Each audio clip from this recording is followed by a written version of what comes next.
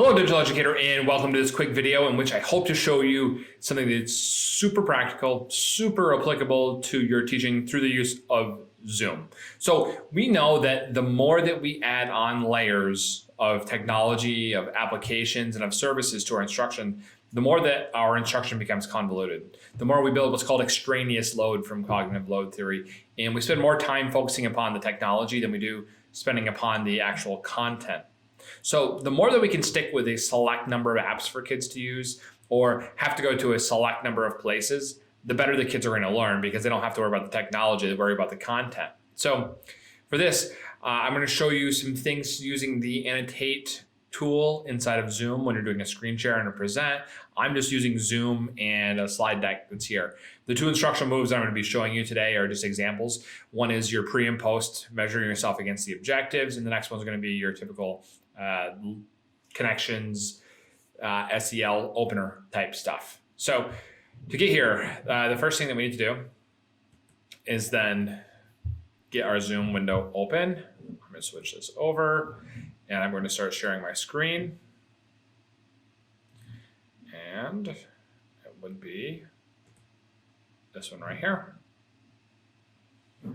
or this one. There we go. So now you can see my slide deck of what's going on. I'm going to drag my other face off from the screen. Don't need to see that. And I'm going to make this full screen. You'll still see the fact that I'm presenting up here at the top. And you'll see my slide deck that takes up the whole screen. This is one of your pre and post assessment, this reflection goal building type activities, where this could be kind of like glass, bug, mud, fist to five, anything to reflect upon the objectives and your prior knowledge and your post knowledge after the lesson. So anyways, what we're going to do is once you're into Zoom here, and this one always gives me a hard time, go over top of the green, your screen sharing. For me, the Annotate feature is up in here, but when I was talking with a colleague today, it did not appear there for them because they weren't the presenter. They had to go to the three meatballs and look for the Annotate option. It won't have the pencil. So look for either one of those two. The Annotate feature is what you're looking for, either the Annotate words or the actual pencil.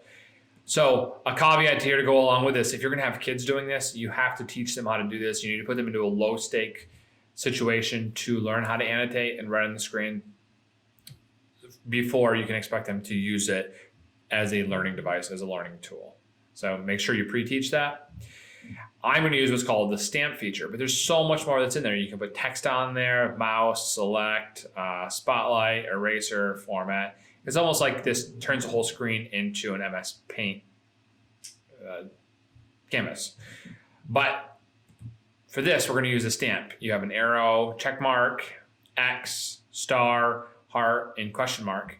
So you can tell them, take any one of those icons and put it onto the scale here about how you feel about today's objectives. So I'm going to take a heart and I can put a heart, pow, right there.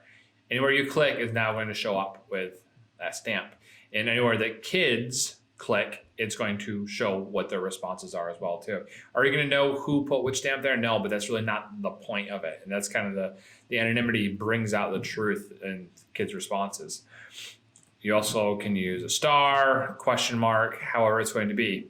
When you're done with that, you can go ahead and clear all drawings or clear my drawings or clear viewers' drawings. We're going to do all drawings, make it nice and clear, and move on to the next slide. And inadvertently, I just showed you what to watch out for, but I'm going to move this on anyways. So we still have our star that was selected there as a stamp. I want to move on to the next slide. And when I click to move on, you'll notice that the drawing still stays there. It's not dependent upon the slide. It's on top. It's superimposed on top of the image of what it's showing. So we go back to annotate and clear. 4 feelings of Nick Cage. How are you feeling today? Select the image that best fits your mood. It says to put it in the chat, but for the purposes of this, we can then again grab a stamp and we'll go with a heart. I'm feeling like this today. And so each heart would then represent one kid and how they're feeling. So if you want to try and keep all of your instruction into the fewest number of places, this is a great way to do it. Absolutely great way for us to be able to make sure that we're using the fewest number of tools, but having kids interactive and interacting with the content at the same time. I hope that you give this one a try and you can use this Zoom annotation tool to foster and work towards better outcomes in your classroom.